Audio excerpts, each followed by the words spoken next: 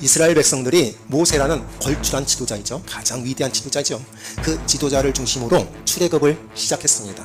그런데 하나님께서 원하셨던 출애굽의 이유, 목적은 가나안 땅이었잖아요. 그때 이스라엘 사람들은 출애굽을 시작했습니다. 홍해까지 건넜습니다. 홍해를 건너는 거는 물을 건너는 거거든요. 그러니까 이게 명적으로 집단 세례를 받은 거예요.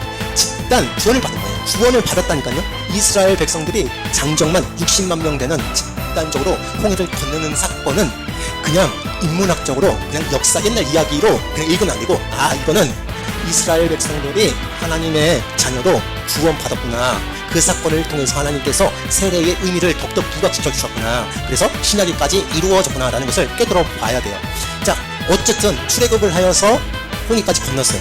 구원까지 받았다는 거죠. 근데 하나님은 반쪽의 구원이 아니라 최종적으로 적과 꿀이 흐르는 가나안 땅에 들어가는 것, 즉 다른 말로 뭘까요? 안식. 그렇죠.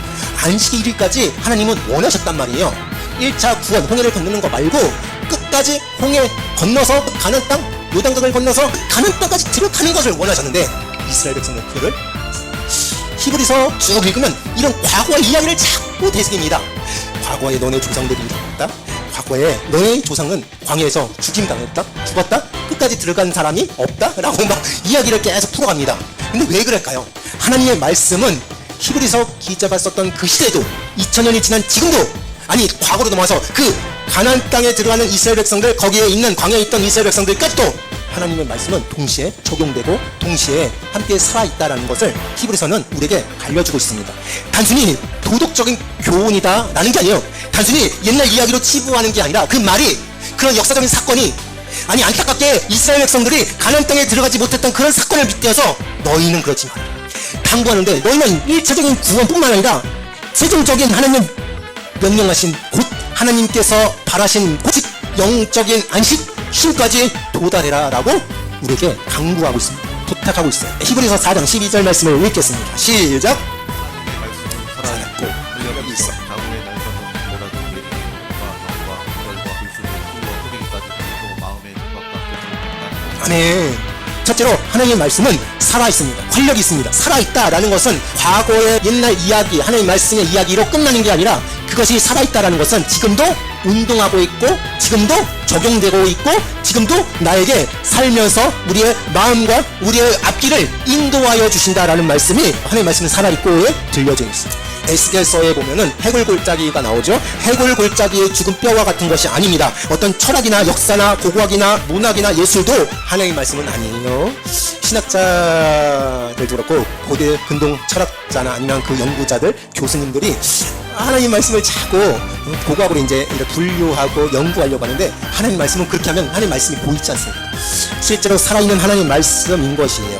하나님 말씀을 그냥 세상적인 어떤 문학으로만 취급하는 경우가 있는데, 성경을 들고 다니는 것 뿐이지 성경을 살아있는 하나님 말씀으로 인식하지 못하고 있어요. 성경 속에서 하나님 말씀을 귀를 기울여야 한다는 것이죠. 성경은 우리에게 판단할 수 있는 능력을 주시고 살아있기 때문에 우리를 인도하실 수 있는 힘을 주시는 것입니다. 그 말씀이 나에게 살이 되고 피가 되고 세포가 되고 움직일 수 있는 거란 말이에요. 여러분, 하나님의 말씀이 살아있는 걸 믿으시길 바랍니다. 하나님의 말씀은 그냥 글자가 아니라, 문학이 아니라, 철학이 아니라, 학문이 아니라 하나님의 말씀은 살아있습니다. 둘째, 활력이 있다라는 거예요. 활력은 무엇일까요? 운동, 에너지예요. 하나님의 말씀은 살아있기 때문에 움직입니다. 쉴 새 없이 움직이고 또 에너지를 가집니다. 여기 물이 있어요. 이거를 100도씨 넘어서 팔팔 끓이면 수증기가 나옵니다. 근데 그 수증기가 얼마나 강력한 힘을 발휘하는지, 그 고철덩어리 어떤 큰 기관차를 그 수증기로 이동할 수 있는 힘을 갖는 게 중기기관차지 않습니까? 그런 것처럼 여러분, 이 하나님의 말씀도 살아있는 것뿐만 아니라 에너지를 가집니다. 우리 오해하면 안 되는 게, 이 에너지 자체가 하나님인 것은 아니에요. 성령님인 건 아니에요. 내가 뭘 느껴, 내가 무슨 에너지를 느껴, 힘을 느껴, 그게 성령님, 그게 하나님이 아니라 그 성령님, 하나님, 즉 하나님 말씀이 나에게 힘을 주시는 거고 에너지를 주시는 거예요. 그렇습니다. 여러분, 귀신 들린 자에게 말씀이 임하면 귀신이 소리 지르고 빠져나가는 것을 볼 수 있지 않습니까? 그게 힘이, 그게 에너지. 그럼 하나님 말씀이 병든 자에게 임하면 치료가 일어납니다. 능력이 일어납니다. 하나님의 말씀에는 폭풍도 잠잠케 하는 능력이 있습니다. 분노하고 고민하고 괴로워하고 절망하던 영혼이 하나님 말씀이 그 속에 들어가면 그 영혼이 위로받고 평안을 얻고 기쁨을 얻습니다. 이것이 말씀의 능력이에요. 예수님은 하나님 말씀으로 충만하셨습니다. 아니, 예수님 자체가 말씀이었습니다. 태초에 말씀이 계셨습니다. 즉 이 말씀이 다른 말로 예수 그리스도.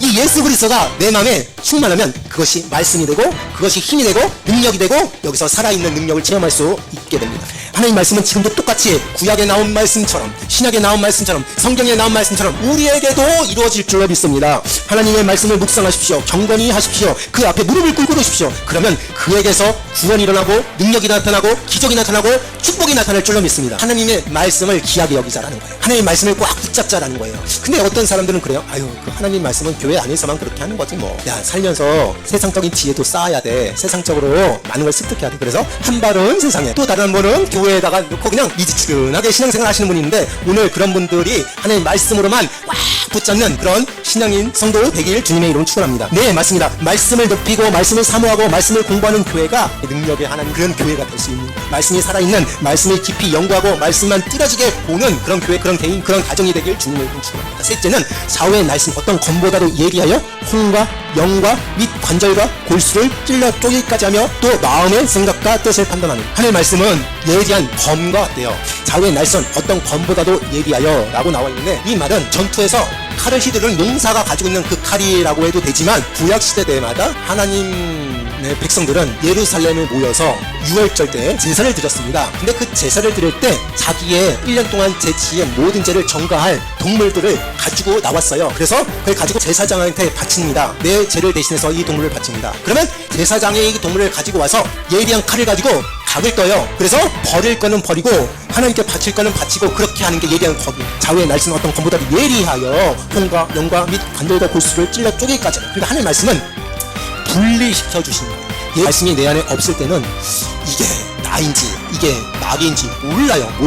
근데 하나님의 말씀이 딱 기준이 딱 캐논이 딱 들었으면, 나에게 하나님의 말씀이 들었으면 하나님께서 주신 말씀이 입각해서 나와 마귀가 분리되는 역사가 일어날 줄로 믿습니다. 마귀와 내가 혼재되어 있을 때 하나님의 말씀을 위해서 이게 분리되는 역사가 일어나는 거예요. 내 생각과 마귀의 생각이 섞여 있습니다. 어디서부터 어디까지 내 생각이고 어디서부터 어디까지 마귀의 생각인지 구분하기 어렵습니다. 육체적인 것인지 영적인 것인지 구분하지 못합니다. 기도를 해도 방황하고 믿는 것도 방황하고 그렇습니다. 적당히. 여러분, 하나님을 믿고 예수님을 믿고 교회를 다닌다 해도 하나님의 말씀이 없으면 기준이 없다니까. 하나님의 말씀이 내 안에 딱 들어오면 예리한 칼처럼 분리시켜 주시는데, 선한 것과 악한 것과 하나님의 영적인 것, 사람의 그 육적인 것과 분리되는 역사가 일어나는 것입니다. 여러분, 적당히 혼재되어 있는 상태에서 그렇게 신앙생활 하지 않게 되기를 바랍니다. 우리 속에 하나님의 말씀이 들어가면 구분할 수가 있어요. 하나님의 것과 세상의 것, 땅의 것과 하늘의 것이 구분될 줄로 믿습니다. 이런 역사가 일어날 줄로 믿습니다. 정리되는 거예요. 정리되어 가야지만 예수님을 잘 믿을 수가 있지 않습니까? 내 안에 지저분하면, 분리되지 않으면 하나님을 믿기 참 어렵습니다. 여러분, 집안 딱 들어왔는데 막 되게 어둡다고 생각해봐요. 거기서 밥 먹을 맛이 날까요? 거기서 생활할 맛이 날까요? 여러분, 정리될 수 있는 그 길은 하나님의 말씀뿐이 없는 줄로 믿습니다. 하나님의 말씀으로 여러분의 생각과 마음과 행동이 다 정리될 줄로 믿습니다. 이런 상황을 우리 자신이 힘으로는 어쩔 수 없지만 하나님 말씀으로는 가능합니다. 하나님의 말씀이 우리 안에 들어와야 됩니다. 죄를 짓지 않을 수 있는 힘은 하나님의 말씀뿐이 없습니다. 마귀를 이길 수 있는 힘은 하나님의 말씀뿐이 없습니다. 귀신이 떠나가는 것은 하나님의 말씀으로 할 수 있는, 하나님의 말씀으로, 능력으로 여러분의 모든 신앙생활이 더욱더 풍요롭게 윤택하게 하나님의 바라시는 장성된 분량의 그 신앙인으로 되시길 주님의 이름으로 축원합니다. 마지막, 하나님의 말씀 뭐예요? 마음의 생각과 뜻을 판단하는, 내 마음의 생각과 뜻을 밝히 본다. 뭐가요? 말씀. 어떤 성도가 저에게 이렇게 말하는 경우가 있어요. 목사님, 오늘 말씀을 들었는데 어쩜 내 얘기를 하시는 것 같죠? 혹시 나도 모르는 사이에 누구한테 내 얘기 들었습니까? 여러분, 제가 그 사람 이야기를 알아서 말씀을 전한 게 아니에요. 하나님의 말씀은 내 마음의 생각과 뜻을 판단할 수 있는 힘이 있어요. 믿으시길 바랍니다. 그래서 하나님 말씀 앞에 서면 내가 벌거벗은 것 같은 그런 기분이 들 수밖에 없는 거예요. 근데 과거로부터 죄 지은 것들이 다 온 천하에, 백일하에 다 드러나게 되어 있어요. 여러분, 하나님의 말씀이 내 마음을 감찰하는 능력이 있습니다. 오늘 말씀을 들으면서 나는 하나님의 말씀을 이렇게 생각했나? 살아있는 것으로 생각했나? 그냥 과거의 어떤 이야기, 성경 이야기로만 들리진 않아요. 그렇게 인식하지 않아요. 하나님의 말씀이 힘이 있다고 했는데, 활력이 있다고 그랬는데, 에너지가 있다고 그랬는데, 내가 살아가는데 그렇게 힘이 느껴졌나? 내 모든 혼재된 어지러운 내 마음을 구분할 수 있는 힘이 하나님의 말씀이라고 했는데 나는 그렇게 됐다. 내 마음과 생각이 또한 내 생각과 뜻이 판단하는 그 하나님의 말씀이라고 그랬는데 혹시나 나는 그렇게 믿었나? 나는 여러분 끊임없는 질문과 하나님의 말씀을 바로 깨달아야 되는 의지가 여러분 마음에 생겨나게 주님의 이름으로 축원합니다.